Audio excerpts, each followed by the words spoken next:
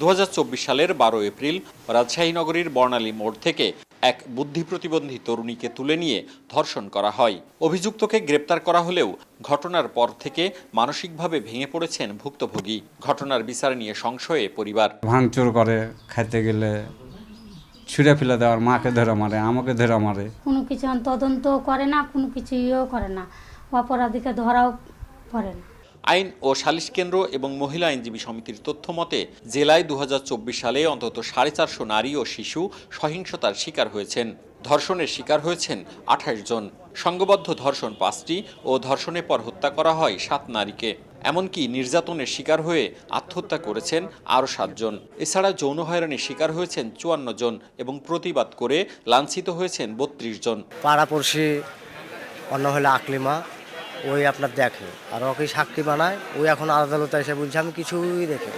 পারিবারিক নির্যাতনের শিকার হয়েছেন অন্তত 300 নারী। এর মধ্যে যৌতুকের জন্য 245 জন।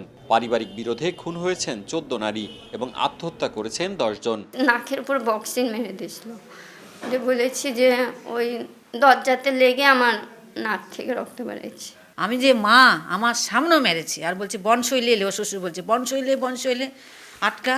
এমনকি অত্যাচার করছে আমার ছেলের সাথে, আমার স্বামীর সাথে রাস্তাতে। নারী অধিকার কর্মীরা বলছেন আর্থিক সংকট, প্রভাবশালীদের চাপ, বিচারহীনতার সংস্কৃতি ও বিচারের দীর্ঘসূত্রিতার কারণেই বাড়ছে এমন সহিংসতা। আমরা যেভাবে চেষ্টা করছি না কেন, ধরনটা চেঞ্জ হচ্ছে, কিন্তু নির্যাতন বেড়েই যাচ্ছে। মাদক, পারিবারিক অসহিষ্ণুতা, পরস্পরের প্রতি শ্রদ্ধাবোধের অভাব, এই সবগুলো মিলেই একটা বিশৃঙ্খল অবস্থা এবং নারীরাই সব সময় ভালনারেবল একটা সিচুয়েশনে পড়ছে। আদালতের মামলা জট কমিয়ে দ্রুত দৃষ্টান্তমূলক শাস্তি নিশ্চিত হলে এসব অপরাধ অনেকাংশে কমবে বলে মনে করেন রাষ্ট্রপক্ষের আইনজীবীরা। 3 মাস পরে বা 4 মাস পরে একটা ডেট পড়ছে, কমপক্ষে 2 মাস পরে, তো তখন সাক্ষীরা আসে না, তখন দেরি হয়ে যাচ্ছে। আর সেন্সিটিভ মামলাগুলো যাচাই বাছাই করে যদি প্রত্যেক সপ্তাহে ডেট ফেলা হয় তাহলে পারে দ্রুত নিষ্পত্তি হবে।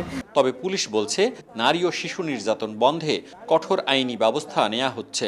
ধর্ষণের যে মামলাগুলো, এখন হাইকোর্টের একটা বিধান রয়েছে যে সেখানে ডিএনএ টেস্টের ব্যাপারে, তো ডিএনএ রিপোর্ট আসতে আসতে একটা সময় লেগে যায়, তখন এই মামলা তদন্ত প্রক্রিয়াটা লেন্দি হয়। রাজশাহীর নারী ও শিশু নির্যাতন দমন ট্রাইব্যুনালে বর্তমানে অন্তত 5000 মামলা বিচারাধীন রয়েছে। মওদুদ রানা, সময় সংবাদ, রাজশাহী।